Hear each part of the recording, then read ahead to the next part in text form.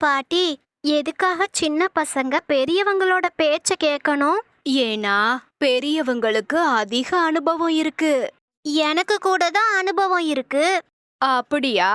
அப்போ நான் ஒரு கேள்வி கேக்குறேன். யாரு நல்லவங்கன்னு நீயே பதில சொல்லு. கேளுங்க பாட்டி, சொல்றேன். ஒரு ஊருக்குள்ள வயசான ஒருத்தர் வந்து இரவல் கேட்டாரு.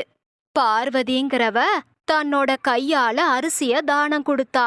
ஆனா ரேவதிங்கிறவ தன்னோட பொண்ணு கையால அரிசிய தானம் கொடுக்க வச்சா. இவங்கள யாரு நல்லவங்கன்னு சொல்லு பாப்போம்.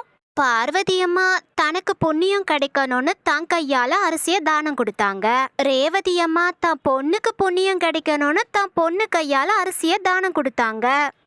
இவங்க 2 பேருமே பெரியவருக்கு உதவி பண்ணிருக்காங்க. 2 பேருமே நல்லவங்க தான். அதான் இல்ல. பார்வதி தான் முழு மனசோட உதவி பண்ணிருக்கா. ஆனா ரேவதி எங்க தன் கையால அரிசிய தானம் கொடுத்தா நிறைய அரிசி போயிடுமோன்னு பயந்து தான் பொண்ணோட சின்ன கையால அரிசிய தானம் கொடுத்திருக்கா. உண்மையில பார்வதி தான் ரொம்ப நல்லவ. ஆனா பாட்டி, இந்த அனுபவத்தெல்லாம் நான் எப்படி கத்துக்கிறது? வாழ்க்கையே இந்த அனுபவத்தெல்லாம் உனக்கு கத்து கொடுக்கும். ஆனா அதுக்கு நாள் ஆகும். நீ சீக்கிரமா கத்துக்கணும்னு ஆசைப்பட்டா நல்ல நல்ல புத்தகங்களை வாங்கி படி. கண்டிப்பா பாட்டி, இனி நான் நிறைய புத்தகங்களை படிப்பேன்.